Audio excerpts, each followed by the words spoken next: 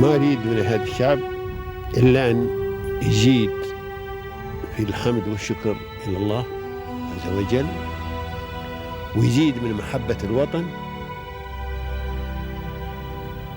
ويزيد من العمل ومضاعفة العمل لما يسعى فيه من خير له وللدولة والأهل. هذا اللي أنا أدوره من الشعب، وربنا إن شاء الله يوفقنا جميعا على ما يحب ويرضى.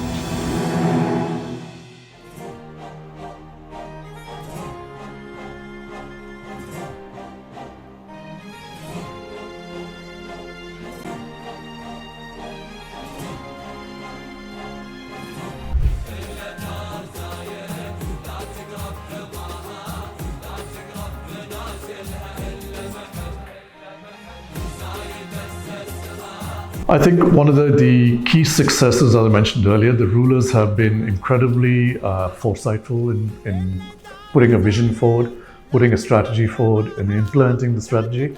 And really, we've worked hand in hand with that, and we've been successful as well as the UAE has been successful.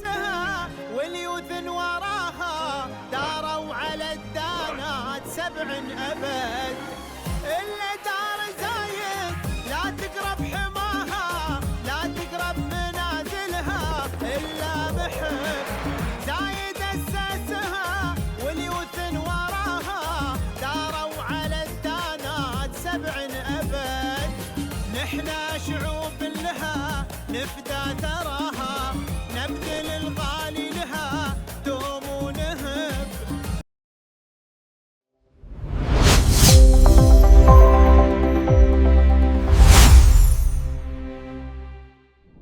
Dear audience, welcome to Pearls of Union. In this program, we shed light on inspiring figures who have turned the challenges into opportunities and dreams into achievements. Our inspiring guests are the shining pearls whose journeys reflect determination, vision, and success. Today, we meet another remarkable personality whose story will inspire us all. So please join me in welcoming Mr. Arjun Mukerji, the director of Haris Al Afaq. Welcome, Mr., and thank you for joining us today. Thank you. Very welcome to see our company and come and talk to us. It's very nice. Thank you. So let's start our episode by getting to know you more. How would you describe yourself to the audience, and also how would you define the journey that brought you here? Actually, the journey that brought me here is a very interesting one. My father came out to the UAE in 1966 originally, then set up the company in 1968, and we've been going ever since then. So pretty much since the beginning of the UAE till today, we've gone part of the growth of the UAE, the tremendous growth that we've seen in terms of the infrastructure growing, the number of people over here becoming a very modern country as we all know it, and its worldwide success and its fame. And we've basically grown along with the country. So the road towards distinction must come with unique challenges. What were the main obstacles you have faced during your career, and how did you overcome them? Okay, basically in the beginning when we came here in 1968 and with the company and with everything was very not modern, put it that way. So there was no power, there was no running water. These are the problems in the beginning. And people had no understanding of how to do these things. So everything had to be done from zero. Most countries in the world have had hundreds or thousands of years of trying things and building it. Here we did everything in 40, 50 years. And all credit to the rulers of the UAE that everything has gone pretty smoothly and become a very modern country in a very short period of time. I don't think it's happened anywhere in the world like it's happened over here. So the challenges are more that we have to discover everything, have to invent everything, have to learn everything from zero, and there's not so much support because we are far away from where the technology is coming from. So much of the technology that we are involved in selling is coming from the USA or from Europe or even from Japan and such like, which are very old modern countries, and they've invented the technology. Here we have to learn how to use it, support it, and help the users use the technologies. Yeah. Every successful leader has a circle of supporters. So who have supported you along the way? Okay, the supporters basically come from the international companies we represented. They essentially support us with their technical ability. They come and train our people. We've sent our people for training to Europe, to Germany, to the UK, to the US. So we have a lot of support from them. We have a lot of support, obviously, from our customers in the UAE. Our customers are pretty much the large industrial customers, the large utilities, the power stations, the airports. All of these customers are quite obviously modern customers, and they support us as well in terms of guiding us as to what they need. We provide what they need, we provide the solutions that they need, and it works always around. So we have the suppliers coming in, our customers coming in, and us. So the three of us work together very closely to develop. Well, so let's talk more about Haris Al Afaq. So this company has a long journey. Could you tell us more about the founding vision? My father, when he came here, because he realized that the country was developing very fast, there was a lot of oil wealth coming, there's a lot of people coming here. The rulers had a vision to develop this place very rapidly and into a modern, pleasant place to live for everyone to participate and be citizens and help the growth of the country. So the vision of the company basically is to supply technical products.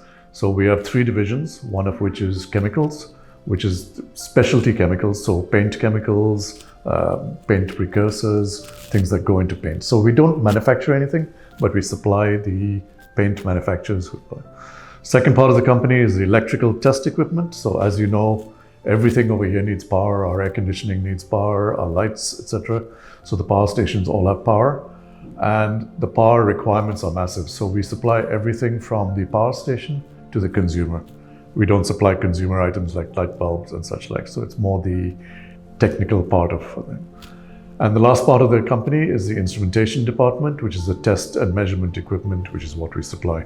So essentially, large international companies we represent them. We do their distribution as well as supply the end products to the large customers. Great. And what motivated you to take on the leadership role here in this company? Yeah, this is an interesting question because originally when I came here, when I was 6 years old, so I went to school over here with the very first schools in Dubai. So I grew up in Dubai. I ended up going to the UK for university, for schooling, high schooling, and I went to the US for university. I went to Cornell University, Ivy League in the US. In 1985, I had the choice to go and join a big company like Apple Computer or Microsoft, or come over here. My father convinced me to come over here because there's an opportunity to grow and to invent something new, completely new. So as I said earlier, there's nothing over here. It was quite difficult in a way to get things going because there's no backup and support. We had to get the support, we had to build the support, we had to invent everything ourselves. But it was a great journey to be able to do that. And again, because my father was interested in having somebody to run the company. So me and my brother, we're the ones running the company nowadays, and essentially letting it, participating in the UAE's growth, really. So as the director, what strategies have you implemented to drive the company towards success? One of the key strategies, I think, is teamwork with our customers, as I mentioned, that we are very, very close to our customers. One of the key things that we strive to keep and nourish is the relationship we have with our customers. So the relationship is not that we want to sell a product to the customer and run away. We sell the product, we support the product, we train the customer, we provide warranty services, we provide repair services. And of course, because we're dealing in high-tech products, these products continuously change. Like, you know, from your phone or your computer, there's always upgrades and always new technology coming. So this is our main business, is the relationship with our customers. So, and as I said earlier, we've grown along with the customers. So for example, one of the biggest customers we have is Dubai Electricity, DEWA. And we started at the very early days with the first power station all the way to today. We're supplying a lot of equipment to DEWA, as well as the Adware companies in Abu Dhabi, the ADNOC companies, all the oil field companies and such like. So we have very good relationships with them. And that is the main key feature, is to maintain those relationships. So you offer a wide range of services and solutions. How do you ensure these products meet the highest standards of quality and precision? The products are generally by the world's premium brand names. So a company like Fluke, for example, is a well-known test and measurement company in the world, one of the biggest. Megger as well is one of the biggest electrical testing companies. So we represent pretty much the best in the brand names in testing equipment. So these are not necessarily the cheapest, but they're the best quality, they're world-renowned. They all operate under the highest standards of the ISO standards as well as quality standards. So they have applied their quality standards. We've applied the same quality standards to ourselves. The other part of it is obviously to have trained staff, competently trained by the suppliers themselves. So we send them for regular training as well. Yes. Well, sir, in a rapidly evolving field, what major challenges does this company face and how do you turn them into opportunities for growth and success? Okay, the challenges are essentially, as you said, exactly, it's a rapidly changing field. So technology changes all the time. You've got to keep on top of that. So now we have AI technologies all entering the systems. We've got internet connected equipment, whereas back in the old days, each piece of equipment was standalone by itself. Now it's all computer connected, maybe by Wi-Fi, maybe by Bluetooth. So everything is talking to everything else. So it's a constant challenge to keep on top of the technology. And again, that comes into the staff training and the good relationship with our suppliers, sorry. Good relationship with the customer is also important because the customer usually comes back and says, hey, we need this to happen. Can we change this? Can we modify things? So we can actually feed this back to our suppliers and say, this is what the customers want. Can we get this? And sometimes it does happen. So to ensure customer satisfaction, how do you balance quick supply, technical support, and after-sales services? This is a continuous balancing act. Obviously, we stock a lot of the items over here, so we have a large volume of stock that we keep in so that when a customer comes and he wants to buy something, it's more or less readily available. Some of the items are custom built, so that requires maybe a 6-month to an 8-month. I can show you some of the items afterwards. We have some of these cable test vans, which are high volt test equipment. These are pretty much custom built according to customer requirement, and it might take a while. But the suppliers are geared for that. So we work very closely with our suppliers to get that done. When these items are built, typically a team from UAE will go to the supplier's factory to get trained on the actual items and then come back to the UAE with the physical items and then get supported over here as well. Well, sir, as I can see, thanks to your commitment to excellence and innovation, you have successfully built your story. So what words of encouragement or guidance you would like to convey through our episode to the new generation? I think one of the things that need to be done for everybody, one of the success stories is also to keep a very close relationship with the customer, communication with the customer, listen to what the customer needs, and supply that need as well as the relationship for the future is to do that. We really need to work closely with the suppliers as well in terms of delivering the item as well as supporting the item.